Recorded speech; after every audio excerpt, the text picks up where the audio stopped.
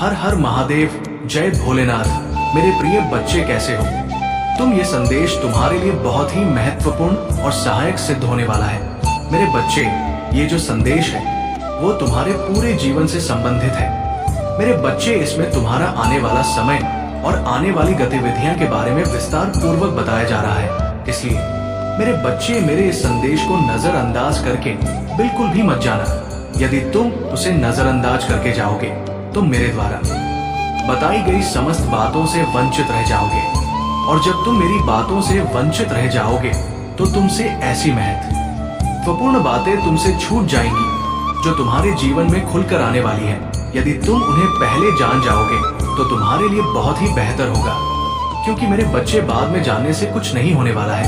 इसलिए मेरे बच्चे, इस संदेश को पूरा देखें, किसी भी हालत में छोड़ने का प्रयास ना करें। ये तुम्हारे भोलेनाथ जी का और माँ पार्वती जी का आदेश है।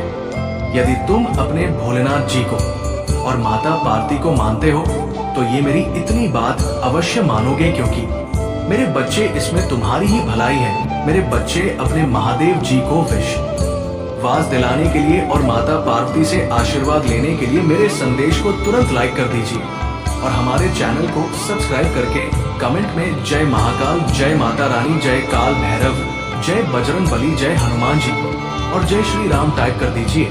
आप जैसे ही कमेंट बॉक्स में मेरे नाम को टाइप करते हैं, वैसे ही मुझे अति प्रसन्नता होती है, क्योंकि तुम मुझे प्रसन्न करने के लिए तुम मेरे इतने नाम लिख रहे हो। मुझे विश्वास है, मुझे पूर्ण विश्वास है कि मेरा भक्त अब बहुत समझदार और बुद्धिमान हो चुका है।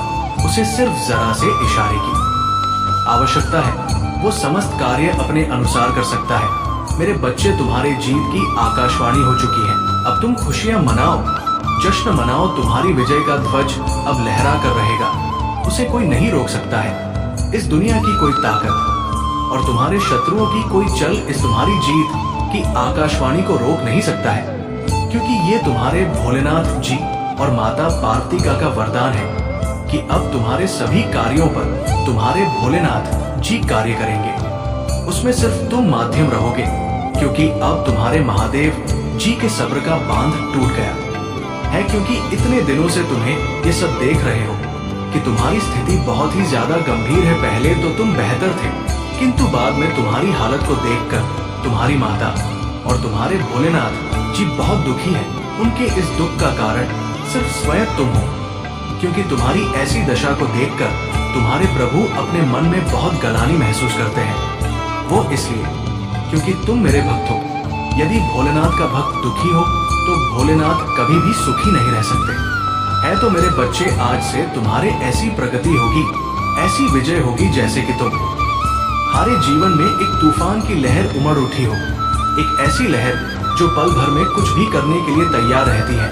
वो जिधर भी जाती है उधर सिर्फ अपना ही दबदबा बनती है। उसे कुछ भी दिखाई नहीं देता है। सारा रास्ता वो साफ करते हुए चली जाती है। मेरे बच्चे, ये जो तुम्हारी जीत की आकाशवाणी है, ये तुम्हारे भोलेनाथ जी और तुम्हारी माता पार्वती तुम्हारे लिए विशेष रूप से बताने के लिए आए हैं कि इस आकाशवाणी को तुम गुप्त रखना और इसे सुनने के लिए तुम तैयार रहना, क्योंकि आज का ये जो दिन है तुम्हारे लिए बहुत खास है। ये सिर्फ तुम्हारे लिए ही चुना गया है। आज की रात में मैं जो ऐसी भविष्यवाणी करने जा रहा हूँ, उसकी तुमने कल्पना कभी भी अपने जीवन में नहीं की होगी कि मेरे भोलेनाथ जी एक दिन मेरे जीवन में मेरे लिए इतनी बड़ी आकाशवाणी करेंगे, मुझे पहले से अवगत कराएंगे कि तुम्हारे जीवन में खुशियां और बधाइयां आने वाली हैं।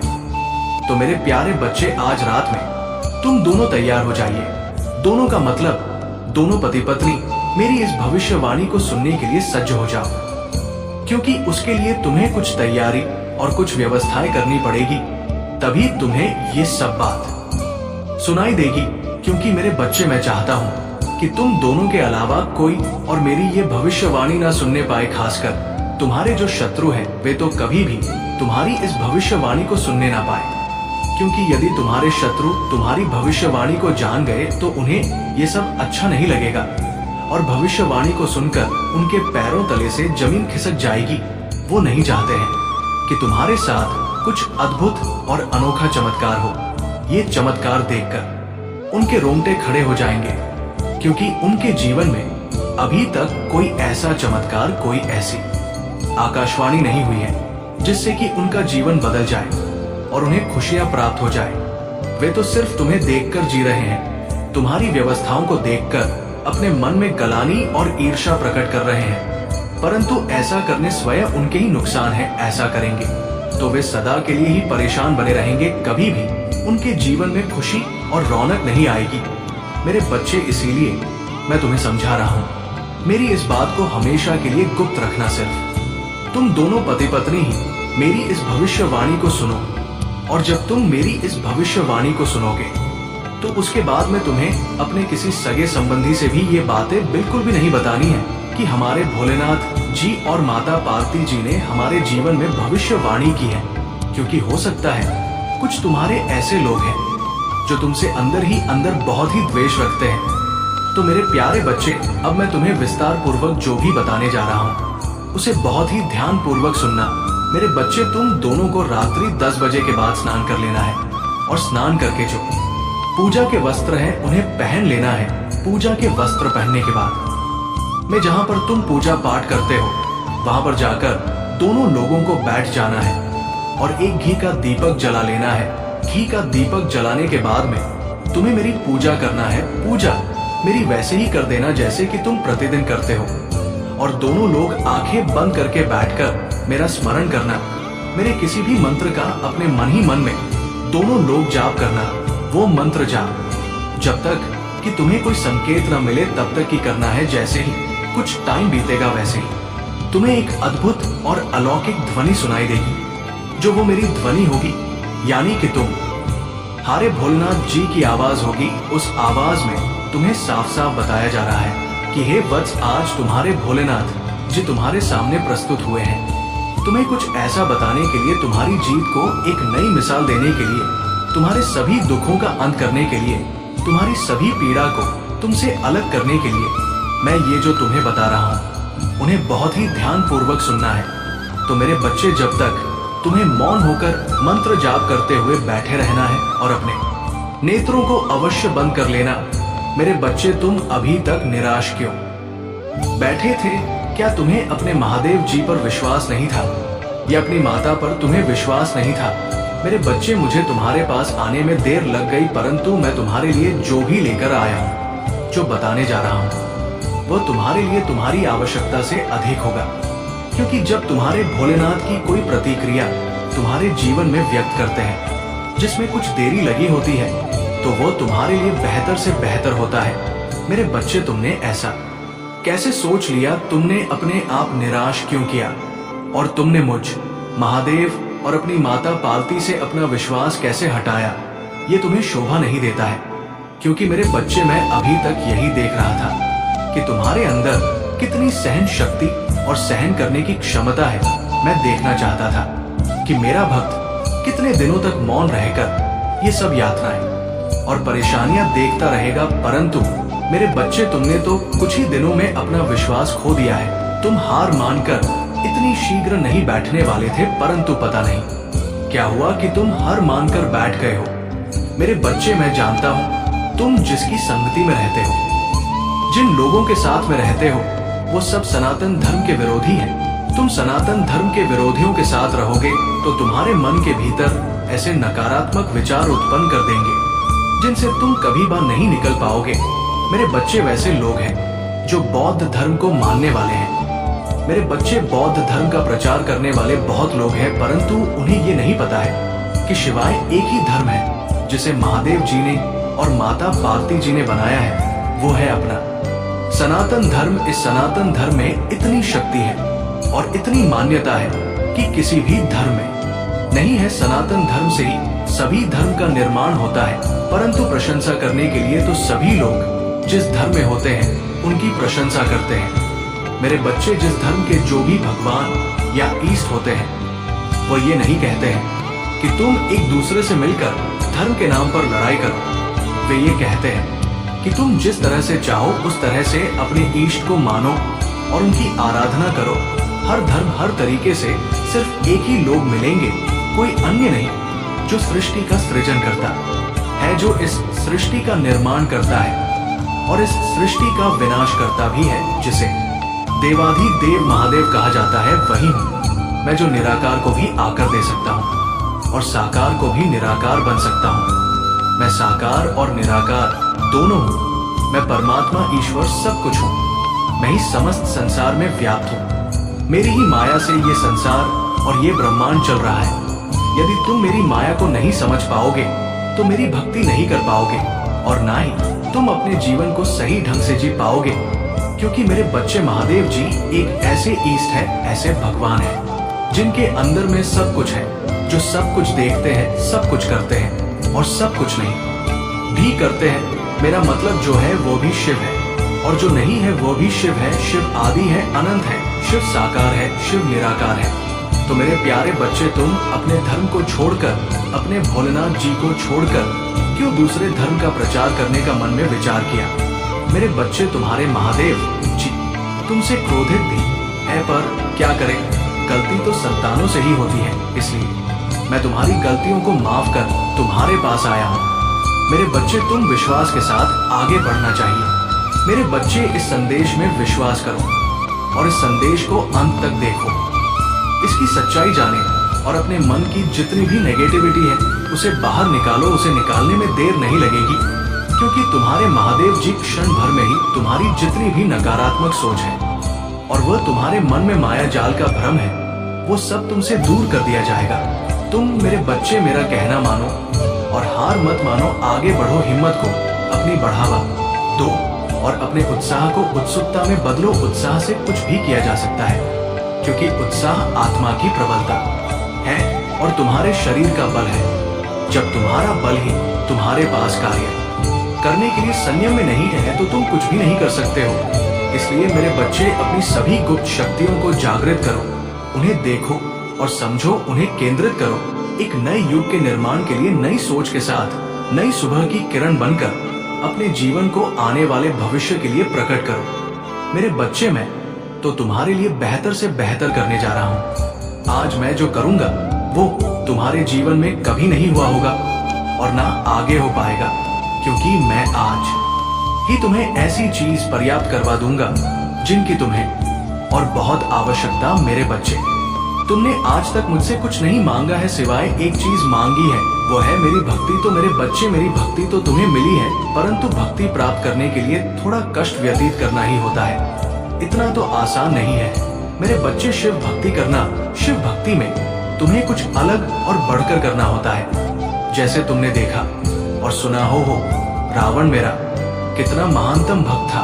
वो प्रचंड विद्वान था, चारों वेदों का ज्ञाता था। वो जो भी करता था वो सबसे अलग करता था। उसकी भक्ति सबसे अलग थी, उसकी सारी क्रियाकलाप अलग अलग हो, इसीलिए वो महान भक्त कहलाया था। उसकी सोच भले ही खराब थी, परंतु वो ज्ञानी बहुत बड़ा था, उसे हर चीज का ज्ञान था। तो इसलिए मेरे बच्चे, तुम्हें इस तरीके से अपने जीवन को एक सीख के साथ उदाहरण के रूप में प्रस्तुत करना है। मेरे बच्चे, ये दिल है, अपने भोलेनाथ जी की बातों में विश्वास है और उनकी कई सभी वाक्य एक सत्यता को प्रकट करता है। तो हाथ टाइप करें कि आज महादेव जी ने जो मेरे जीवन की भविष्यवाणी की है वो बिल्कुल सत्य है और आगे भी सत्य होगी। क्योंकि टाइप करें कि आज महादेव जी ने जो मेरे जीवन की भविष्यवाणी की है वो बिल्कुल सत्य है और आगे भी सत्य होगी। क्योंकि आज मुझे इतनी प्रसन्नता हुई है जितनी कभी नहीं हुई थी, क्योंकि आज मेरे महादेव जी ने मेरा विस्तार पूर्वक अवलोकन करके मेरे भूत में क्या हुआ था, मेरे वर्तमान में क्या हो रहा है और मेरे भविष्य में क्या होगा, मुझे किन किन चीजों की प्राप्ति होगी, मेरे जीवन में कौन कौन से दुख आएंगे, उन सभी का विवरण देते हुए इस संदेश को पूर्ण किया है। ये संदेश दिव्य और सराहनीय है, इसलिए मैं अपने भोलेनाथ जी की और अपनी माता पार्वती की बार बार वंदना और चरण स्पर्श करता हूँ। मैं जितने दिनों के लिए भटक गया था उसके लिए मैं क्षमा मांगता हूँ। मेरे प्रभु है मेरी माता, अब मुझे क्षमा कर दीजिए। अब मैं आगे से ऐसी कोई गलती नहीं करूँगा। मैं अपने भोलेनाथ जी को ही अपने दिल में रखूंगा, उनकी पूजा करूंगा। भले ही मुझे अपने जीवन में दुखों का सामना करना पड़े और दुखों से लड़ाई लड़कर संघर्ष की ओर बढ़ना पड़े, तो अब मैं अपने महादेव जी का एक प्यारा सा जयकारा लगाना चाहता हूँ। तो प्रेम से बोलो जय भोलेनाथ, जय माता पार्वती नमः पार्थिपत्य। हर महादेव। मेरे बच्चे, आज तुमने इतना सब कुछ कहकर मुझे प्रसन्न कर दिया है। मैं अब खुशी से खोला नहीं समा रहा हूँ और ना ही तुम्हारी ये सब बातें मुझे अकेलापन महसूस करने दे रहे हैं। मेरे बच्चे, भोलेनाथ जी तुम्हारे जीवन में खुशियों का ऐसा बवंडर लेकर आ रहे हैं जिसे देखकर सभी के पैरों से जमीन खिसक जाएगी और सभी लोग एकदम चौंक जाएंगे, क्योंकि कुछ अद्भुत सर तुम्हारे सामने आने वाली है जिसकी तुमने बहुत प्रतीक्षा की है, जिसका तुमने बहुत इंतजार किया है। मेरे बच्चे, ऐसी तुम्हारी कल्पना थी, वो कल्पना तुम्हारी पूर्ण होने वाली है। मेरे बच्चे, तुम्हारे जीवन का जो सबसे बड़ा उद्देश्य था, जो सबसे बड़ा लक्ष्य था, जिसकी तुम्हें इच्छा थी और जिसे तुम पाना चाहते हो, वो तुम अब मिलने वाला है। अब उसमें जरा भी देर नहीं है। इस संदेश के सुनने के बाद कुछ समय में वह चीज तुम्हें प्राप्त हो जाएगी और तुम्हारे जीवन का वो सबसे महत्वपूर्ण दिन होगा जिस दिन ये वस्तु तुम्हें प्राप्त होगी। मेरे बच्चे, या तुम्हारी मेहनत का फल है या तुम्हें यूं ही फोकट में नहीं मिल रहा है। यदि कोई सोचे कि ये तुम्हें ऐसे ही मिल गया है तो ऐसा बिल्कुल भी नहीं है, क्योंकि तुम्हारी मेहनत की सबसे बड़ी पूंजी है तुम्हारी खून पसीने की कमाई। तुमने रात दिन काम करके और अपने खून पसीने को सर से लेकर पांव तक लुटाया है। वो दिन मुझे याद आते हैं जब तुम इसके लिए बहुत मेहनत करते थे, तुम बहुत संघर्ष करते थे, परंतु तुम्हारी इच्छा बहुत ही प्रबल थी। उस चीज को पाने के लिए तुमने अपने मन में ठान लिया कि वो चीज मुझे पाना है। उसके लिए तुमने प्रयास करना शुरू किया और उस पर कार्य करना शुरू किया। तो मैंने भी सोचा कि मेरा भक्त अब बहुत ज्यादा परेशान हो चुका, उसकी परेशानियों का अंत नहीं हो रहा है, तब मुझसे रहा नहीं गया और मैं तुरंत तुम्हारे जीवन में हस्तक्षेप करते हुए उस चीज को तुम्हारे सामने लाकर खड़ा कर दिया है। अब देरी है तो तुम्हें उसे पाने की बस कुछ ही समय में वह तुम्हारे सामने होगी। उसे देखकर तुम चकित हो जाओगे और तुम्हारा शत्रु तो बहुत ही भयभीत हो जाएगा, क्योंकि वो चीज बहुत ही कीमती है। उसे तुम्हारा सारा जीवन संवार जाएगा, क्योंकि ये एक दिव्य ऊर्जा से प्रकाशित की गई और तुम्हारी मेहनत का फल है। मेरे बच्चे, अगर तुम्हें अपने महादेव जी का और माता पार्वती का आशीर्वाद शीघ्र, अति शीघ्र पाना है तो कमेंट बॉक्स में मेरा भाग्यशाली अंक 1111 टाइप करो। जैसे ही मेरा अंक टाइप करेंगे वैसे ही मेरी और तुम्हारी माता की कृपा और शक्ति तुम पर और तुम्हारे परिवार पर होने शुरू हो जाएगी, क्योंकि मेरे बच्चे, ये एक शक्तिशाली अंक है। इसे लिखते ही मेरी शक्ति तुरंत ही काम करने लगती है। जिसने भी मेरे अंक को टाइप किया है उसे शुभ समाचार अवश्य प्राप्त हुआ होगा। ऐसी स्थिति में तुम्हें अपने महादेव जी का स्मरण करते हुए टाइप करना चाहिए। लोगों की सुनना बंद करो, क्योंकि लोग तो तुम्हारे मन मस्तिष्क को भ्रमित करने का काम करेंगे, तुम्हारे दिमाग को इस तरीके से बदलने का प्रयास करेंगे, तुम्हारी हर उस चीज में इंटरफेयर करेंगे, तुम्हारी हर उस चीज को रोकने का प्रयास करेंगे जो तुम्हारे लिए एक उदाहरण प्रस्तुत करना चाहते हैं। लोगों की बातों को इग्नोर करो और अपने अनुसार उसे पर पालन करो। ये तुम्हारे महादेव जी का आशीर्वाद है। दिव्य आशीर्वाद को अपने जीवन में उतरने दो, क्योंकि मेरे बच्चे, इस आशीर्वाद के पात्र सिर्फ तुम हो। इसे तुम अपने सीने से लगाकर रखो। मेरे बच्चे, इस संदेश को देखकर एकदम से चौंक मत जाना, क्योंकि ये शब्द तुम्हारे जीवन में आएगा तो एक विशाल रूप लेकर आएगा। मेरे बच्चे, यदि तुम डर गए तो रह जाओगे, कुछ नहीं पाओगे। तुम मेरी बात को ध्यान से सुनो और समझो। मेरे बच्चे, आने वाला समय तुम्हारे लिए खुशियों का वो विचार लेकर आने वाला है जो आकार के तुम्हारे जीवन में इस प्रकार से उलट पलट कर देगा। तुम्हारे जीवन में जितनी भी रुकावट है, जितनी भी रुकी हुई गतिविधियां हैं और जो तुम्हारे संसाधन हैं जिससे तुम 4 पैसे की आशा रखते हो, तुम्हारे सक्रिय रूप में कार्य करने लगेंगे। तुम्हें तो ये सोचना चाहिए कि तुम्हारे भोलेनाथ जी तुम्हारे लिए इतना सब पुरस्कार नहीं है, तुम्हें इतना सब कुछ प्राप्त करवा रहे हैं जितना कि तुमने सोचा नहीं था। मेरे बच्चे, मैं इतना किसी को नहीं दिया जितना तुम्हें देने का निर्णय लिया है, क्योंकि तुम मेरे भक्तों में से हो जो बहुत ही विश्वास और विश्वासी हो। मेरे बच्चे, विश्वास पर ही सारी दुनिया टिकी हुई है। समस्त संसार विश्वास के आधार पर ही चलता है, परंतु आज के टाइम पर कोई किसी पर विश्वास नहीं करता है, चाहे वो अपना हो चाहे वो कोई सगा संबंधी हो, चाहे वह पराया हो, और चाहे वह तुम्हारे दिल के करीब हो, कोई भी आज के टाइम पर किसी पर विश्वास नहीं करना चाहता है, क्योंकि आज का जो युग है, इस युग में कोई भी भरोसे के लायक नहीं है। क्योंकि भरोसा टूट गया है तो दिल भी टूट जाता है, और जब दिल टूटता है तो दिल में गांठ पड़ जाती है, और जब दिल में गांठ पड़ जाती है तो वो जुड़ नहीं पाती है, वो एक कोने में हर समय खड़क रहती है। मेरे बच्चे, यदि लोग एक दूसरे को अपना समझे, उनके किसी कार्य में इंटरफेयर करके उन्हें बर्बाद ना करें और ना ही रुकावटें उत्पन्न करें, उनके बारे में कभी भी गलत ना सोचें और ना ही उनका बुरा करें, यदि ऐसा करें तो लोग एक दूसरे पर विश्वास करने लगेंगे और ये युग बहुत ही सुंदर युग कहला आएगा। परंतु मुझे तो नहीं लगता है कि इस युग में धर्म की स्थापना हो सकेगी, क्योंकि कलयुग इतना सिर पर चढ़ चुका है कि हर कोई धर्म और दुराचार करने पर तुला हुआ है। इस प्रकार से जीवन बहुत ही नरक हो जाएगा। जब कोई किसी पर विश्वास नहीं करेगा तो लोग अपना ही सब कुछ देखेंगे, अपने को ही सब कुछ समझेंगे, अपने लिए ही सब कुछ बनाएंगे, किसी गरीब और किसी निर्बल की सहायता नहीं करेंगे और वैश्य पांग करेंगे। कुछ लोग ऐसे हैं, मेरे बच्चे, पहले ऐसा नहीं था। सतयुग, त्रेता, द्वापर, इन सब युगों में बहुत ही सभ्यता थी और सब लोग थे। कोई भी अधर्म का कार्य नहीं करता था। जो होता था तो धर्म होता था। परंतु पहले का टाइम कुछ और था। पहले बड़े बड़े राजा हुआ करते थे। उन राजा के अधीन में सभी राज्य रहते थे, और यदि कोई अपराध करता था, यदि कोई दूसरे को पीड़ित करता था, उसकी जानकारी यदि राजा को हो जाती थी तो वो शीघ्र उसे पकड़कर अपने दरबार में लाता था और दरबार में लाकर के उस मामले की समीक्षा करके उस पर अपनी प्रतिक्रिया व्यक्त करता था। यदि वो अपराधी सिद्ध होता था तो उसे अपराध के अनुसार कठोर से कठोर दंड दिया जाता था, जिस वजह से लोग अपराध करने से डरते थे, क्योंकि उसकी सजा बहुत ही भयानक थी। इसलिए मेरे बच्चे, सभी लोग इन सब बातों का पालन नहीं करते हैं। ये तो बस अपनी मनमानी करते हैं। कुछ ऐसे लोग हैं जो धर्म के कार्य में साथ देते हैं और धर्म की ध्वजा को लहराते हैं और किसी को कभी बिना मतलब परेशान नहीं करते हैं। परंतु जो ऐसे लोग हैं जिनके अंदर मलिन ने अपना स्थान बना लिया है, तो वो कैसे दूर हो।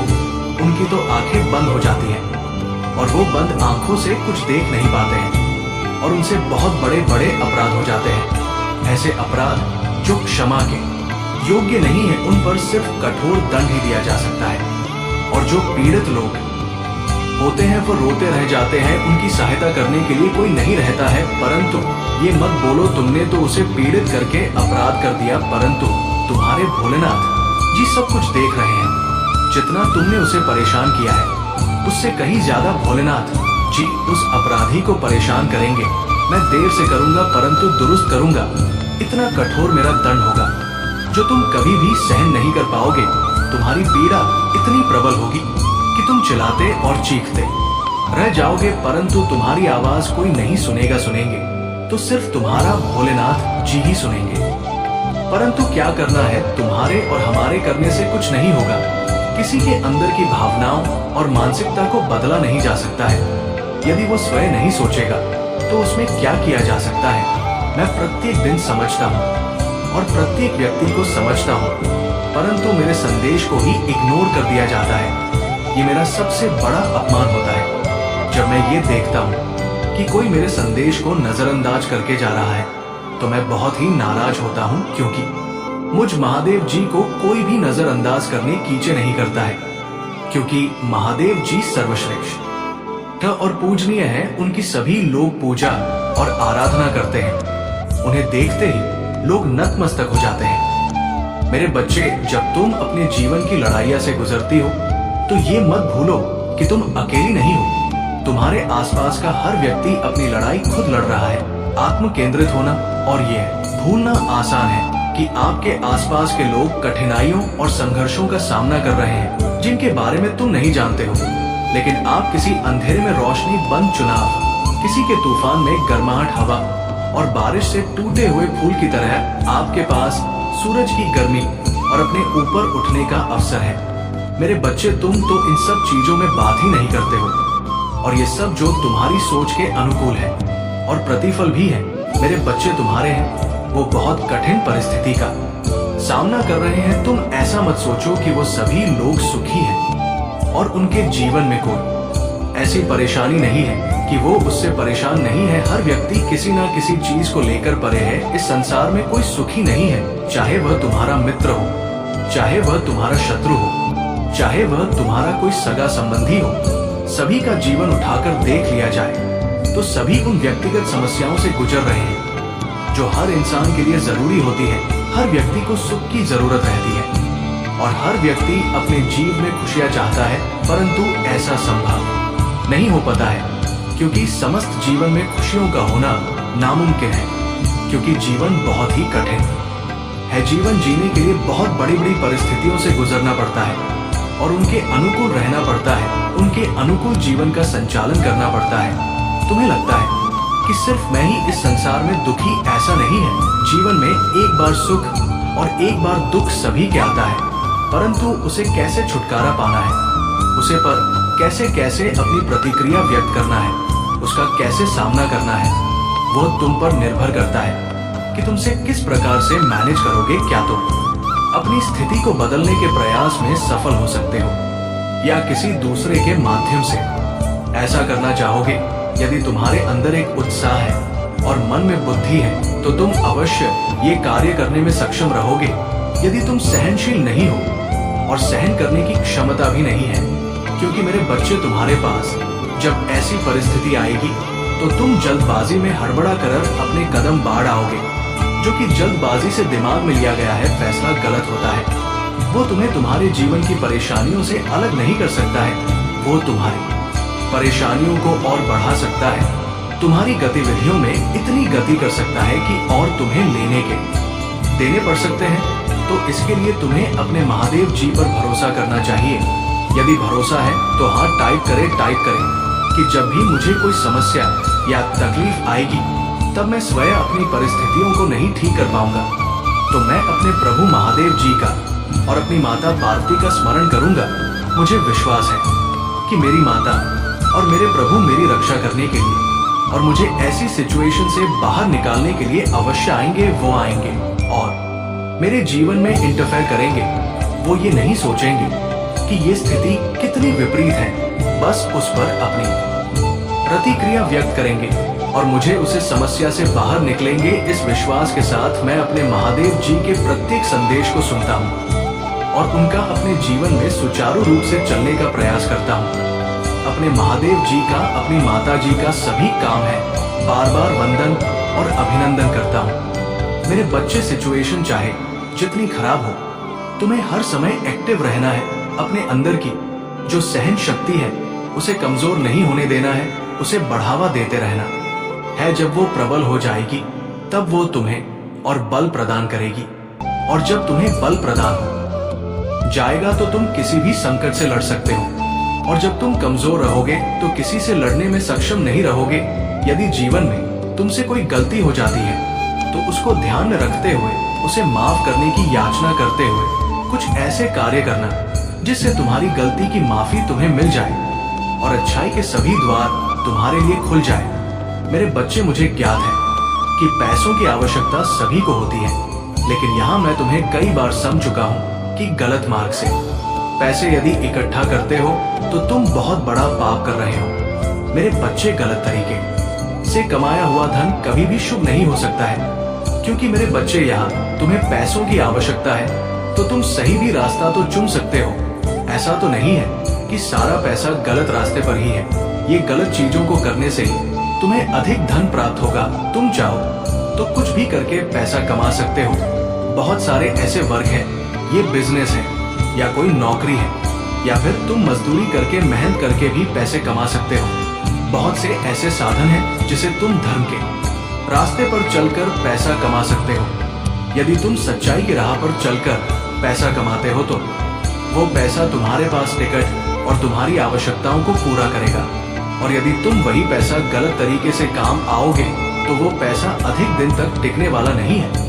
वो तुम्हें किसी ना किसी तरीके से तुम्हारे हाथ से निकल जाएगा, चाहे वो किसी भी माध्यम के जाए हो सकता है। तुम्हारे घर में कोई बड़ी बीमारी आ सकती है, तुम्हारे घर का कोई सदस्य बीमार हो सकता है, या फिर कोई ऐसी सिचुएशन उत्पन्न हो जाएगी जिससे कि तुम्हारा सारा कमाया हुआ धन खर्च हो जाएगा और तुम फिर पहले के जैसे हो जाओगे। तो मेरे बच्चे, इससे क्या मतलब निकालने वाला है? जब वो पैसा तुम्हारे पास हजम ही ना हो तो उसे तरीके से पैसा नहीं कमाना चाहिए। किसी अच्छे कार्य को करके तुम पैसे कमाओ, उसके लिए मैं तुम्हारा भोलेनाथ जी और तुम्हारी माता पार्वती है ना, इसलिए तुम्हें ऐसा मार्ग बताएंगे, परंतु तुम उसके लिए तैयार तो हो। उसे पर चलने के लिए, उसको व्यवस्थित करने के लिए तुम्हें इतना तो करना ही पड़ेगा। पहले तुम आगे बढ़ो और अपने कदम बढ़ाओ, फिर पीछे तो मैं खड़ा ही हूँ। तुम्हारी सफलताओं को आगे सफल करने के लिए, तुम्हारी इच्छाओं को पूरा करने के लिए यदि तुम जरा सा भी कार्य करोगे तो उसमें मैं तुम्हें बहुत बड़ा लाभ दूंगा, इतना लाभ दूंगा जितना तुमने सोचा नहीं होगा। तो मेरे प्यारे बच्चे, मेरे कहने का मतलब तो समझ ही गए होंगे। सदैव रोटी तुम्हें खानी चाहिए, तो वो धर्म की होनी चाहिए। यह पाप की नहीं, पाप की रोटी खाने वाले बहुत लोग होते हैं, क्योंकि वो बहुत सरलता से प्राप्त हो जाती है और सफलता से प्राप्त की गई चीज सबको प्रिय होती है। हर कोई आसानी से प्राप्त करना चाहता है, कोई उसके लिए कठोर मेहनत नहीं करना चाहता है। इसीलिए वो रास्ता सभी को आसान दिखाई देता है। परंतु मेरे बच्चे, जो लोग मेहनत करके रोटी कमाते हैं, मेहनत करके अपनी भूख मिटाते हैं, ऐसे लोगों का परमात्मा साथ देते हैं। मेरे बच्चे, तुम घबराओ मत, तुम पहले किसी अच्छे कार्य की शुरुआत करो। मैं तुम्हारा साथ देने के लिए तैयार हूँ। मैं तुम्हारे मार्ग में कोई व्यवधान नहीं उत्पन्न होने दूंगा। जो भी दिक्कत है तुम्हारे रास्ते में आएंगे, उससे मैं हटाता चला जाऊंगा। बस तुम्हें सही तरीके से अपने कार्य को करना है। तो मेरे बच्चे, रोटी की कीमत वही जानता है जो मेहनत से कमाई हुई रोटी को खाता है, और हराम की रोटी खाने को तो सभी की आदत होती है।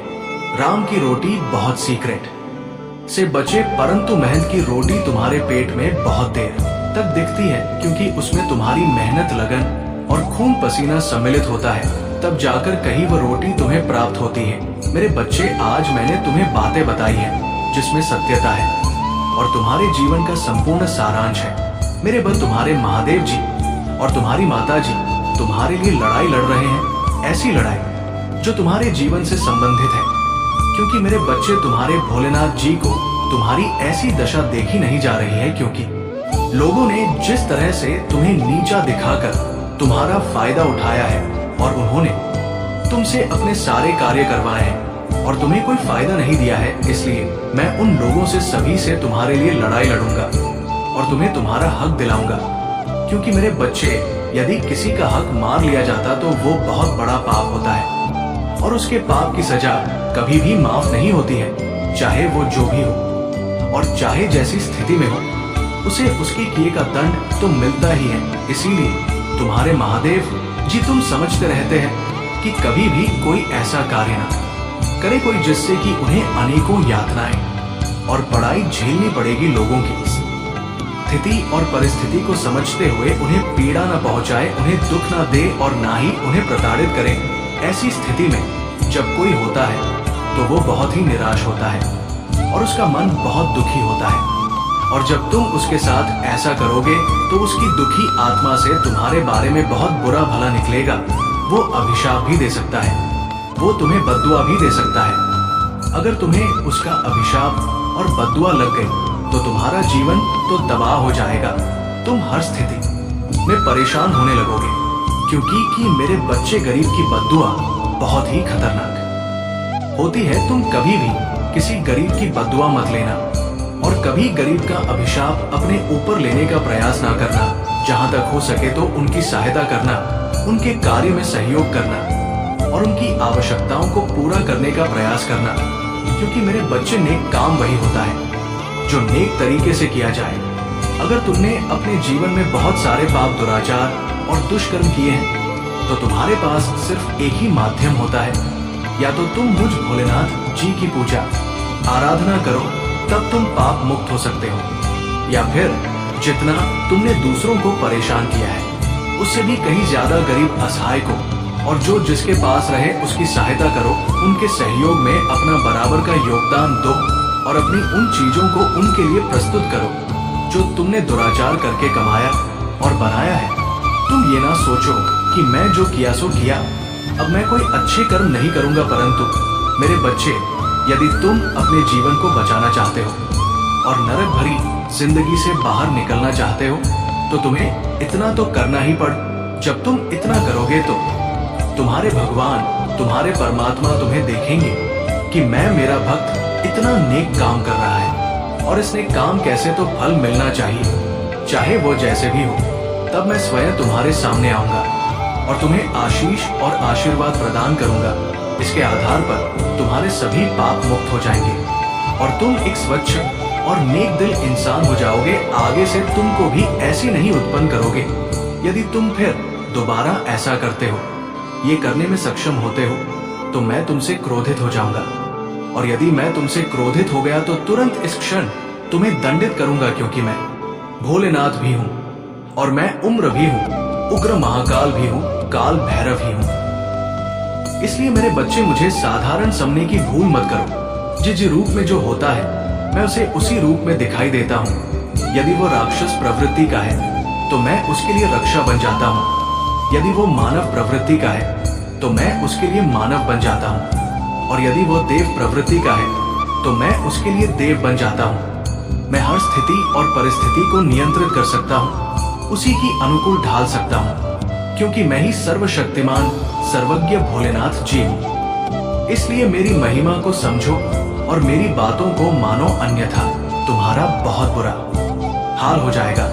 क्योंकि तुम्हारे महादेव नहीं चाहते हैं कि तुम कभी भी किसी ऐसी सिचुएशन से गुजरो जो कि तुम सहन ना कर पाओ और तुम्हारा परिवार भी सहन ना कर पाए। ऐसी स्थिति में जब तुम परेशान हो गए और तुम्हारा परिवार भी परेशान होगा, तो तुम्हारे परिवार वाले भी मुझे बहुत प्रेम से मानते हैं, तो मैं उनके लिए तो कुछ ना कुछ अवश्य ही करूंगा। इसलिए मैं तुमसे बार बार कह रहा हूं, समय के हिसाब से अपने जीवन को जीने का मूल्यांकन करो, उसकी विचारधारा को समझो, मानवता को समझो और एक अच्छा मानव बनने का प्रयास करो। यदि तुम अच्छे इंसान बन जाओगे तो मुझे बहुत अधिक प्रसन्नता होगी, और जब मैं प्रसन्न हो जाऊंगा तो मैं तुम्हें कुछ भी दे सकता हूँ। मेरे बच्चे, मेरी बात को समझो और अपने जीवन को सही रास्ते पर ले जाओ और सुचारू रूप से चलाओ। कभी भी कोई ऐसा कार्य ना करो जिससे किसी को दिक्कत हो। मेरे बच्चे, जब तुम इतने सारे कार्य अच्छे तरीके से कर लोगे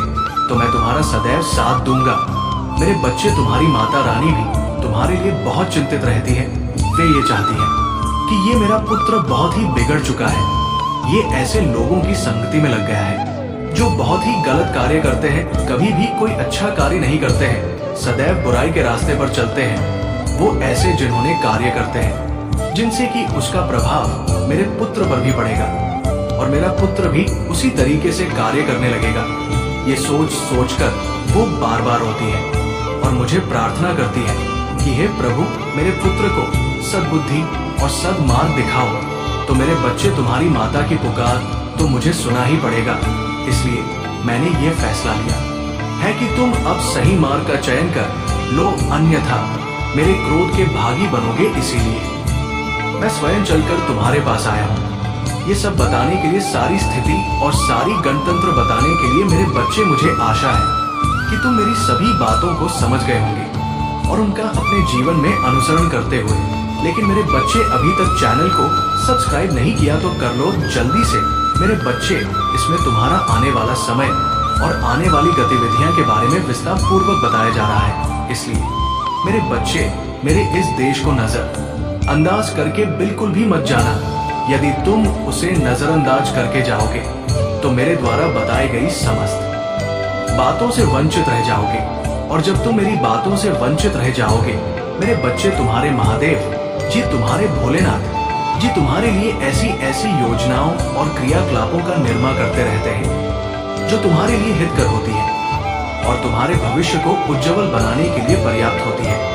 क्योंकि जो महादेव जी का बनाया हुआ होगा तो वो होने वाला तो अवश्य है, उसमें कोई। हर हर महादेव, जय भोलेनाथ। मेरे प्रिय बच्चे, कैसे हो तुम? ये संदेश तुम्हारे लिए बहुत ही महत्वपूर्ण और सहायक सिद्ध होने वाला है। मेरे बच्चे, ये जो संदेश है वो तुम्हारे पूरे जीवन से संबंधित है। मेरे बच्चे, इसमें तुम्हारा आने वाला समय और आने वाली गतिविधियां के बारे में विस्तार पूर्वक बताया जा रहा है। इसलिए मेरे बच्चे, मेरे इस संदेश को नजरअंदाज करके बिल्कुल भी मत जाना। यदि तुम उसे नजरअंदाज करके जाओगे तो मेरे द्वारा बताई गई समस्त बातों से वंचित रह जाओगे, और जब तुम मेरी बातों से वंचित रह जाओगे तो तुमसे ऐसी महत्वपूर्ण बातें तुमसे छूट जाएंगी जो तुम्हारे जीवन में खुलकर आने वाली है।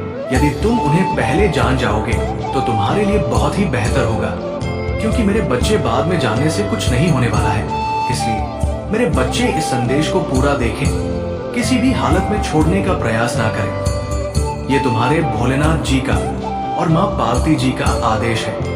यदि तुम अपने भोलेनाथ जी को और माता पार्वती को मानते हो तो ये मेरी इतनी बात अवश्य मानोगे, क्योंकि मेरे बच्चे, इसमें तुम्हारी ही भलाई है।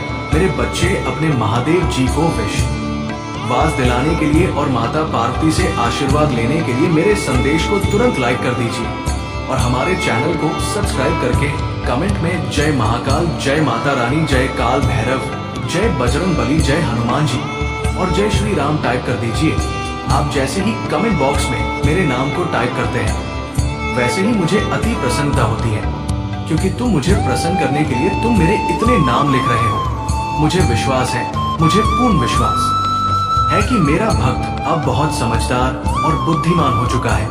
उसे सिर्फ जरा से इशारे की आवश्यकता है, वो समस्त कार्य अपने अनुसार कर सकता है। मेरे बच्चे, तुम्हारी जीत की आकाशवाणी हो चुकी है। अब तुम खुशियां मनाओ, जश्न मनाओ। तुम्हारी विजय का ध्वज अब लहरा कर रहेगा, उसे कोई नहीं रोक सकता है। इस दुनिया की कोई ताकत और तुम्हारे शत्रुओं की कोई चल इस तुम्हारी जीत की आकाशवाणी को रोक नहीं सकता है, क्योंकि ये तुम्हारे भोलेनाथ जी और माता पार्वती का वरदान है कि अब तुम्हारे सभी कार्यों पर तुम्हारे भोलेनाथ जी कार्य करेंगे।